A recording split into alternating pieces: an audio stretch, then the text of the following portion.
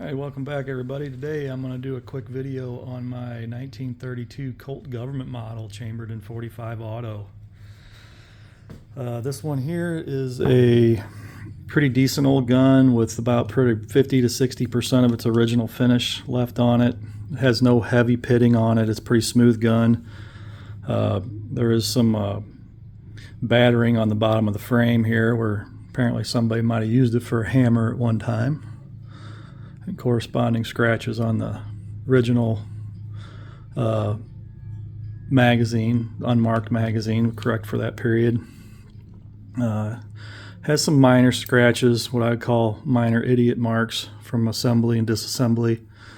Like I said, the finish is smooth. It's a little freckled and here and there, and the finish is thin, but it's a nice old original mechanically sound 90-year-old gun.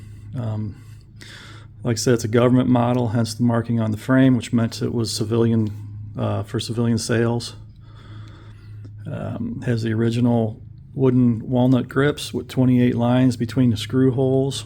All the parts are original to the gun. All have checkering. The short trigger, curved mainspring housing, wide spur hammer, safety, and slide release and mag release are all checkered like they should be. I take a good look. It's got a little bit of holster wear on the end. The only place it has some significant pitting is right here, which corresponds with the shooter's middle finger, angled down a little bit, just perfect. Probably some sweat was left on there after shooting a long time ago. It's very minor. I can barely even feel it with my thumb. But nice old original finished gun. I wouldn't even consider refinishing this. I think that I like guns that kind of look like they've been there, done that, and this one could tell a story. I wish it could. Has the original unmarked barrel in it. We'll take it apart here in a minute and I'll show you that. See if I can say a couple more times. But all the roll marks are in good sound condition. You know, just a gun that was used. I've had this gun probably about 12 or 13 years and shot it quite a bit when I first got it. I probably got maybe 600 to 800 rounds through it. I've kind of retired it now. I bought a 1951 Colt government model that I traded for, actually. That's got all the full hardened slide and everything, probably a little more durable. I'd hate to take a risk of cracking this or any old pre-war slide. They're only hardened from around here up, and it's hard to tell in this light, but you can tell where the slide is hardened. It's a little bit darker from here forward. They dipped them and hardened them. They're not hardened around the slide stop that I know of this early. I think they didn't start doing that till World War II era. But these guns can crack with, they're only going to last so long, going to last so many rounds. Eventually they will fail, and usually they fail with cracked slides. So I decided it was time to put her away and just maybe shoot her every once in a while, which I do occasionally, maybe once every couple years or so. Anyway, that's pretty much the external of the gun. Like any 1911, it's got a 7-round mag, two-tone. It's original to the gun. Dimpled follower, just like everything it should be. Gun is unloaded. Take a quick breakdown of this one. Anyway, it's hard to do this behind a camera, but we're going to try it anyway. Push that down. Turn that like that. Let that recoil plug come out. Then we're going to turn the barrel bushing the other way. Pull it out. Then I'm going to slide this little notch over the slide stop right there. And you push it out from their side just like that. And then the top end just slides right off. I said this.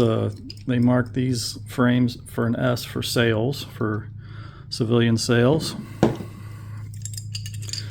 To get the barrel out, we're going to take the recoil spring and guide out.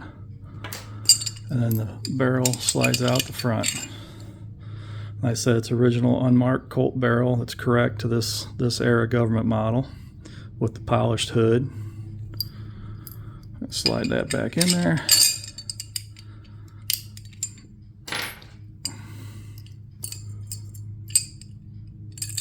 Bring a guide in from the back.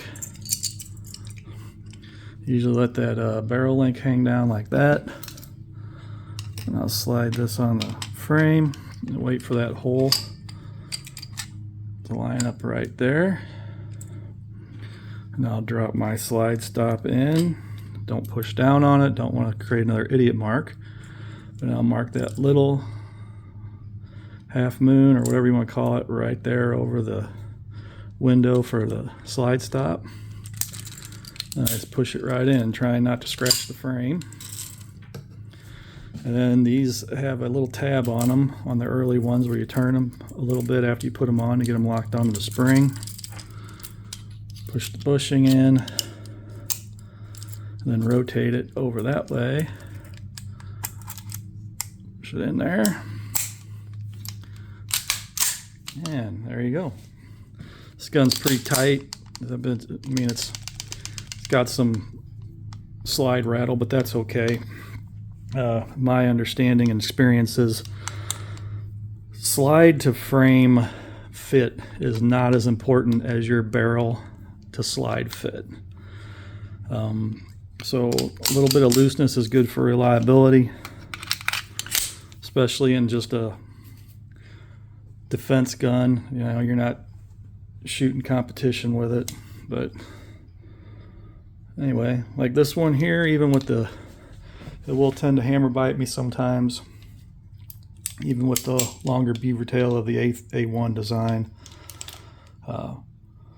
Anyway, that's my 1932 Colt government model, and hope you enjoyed the video.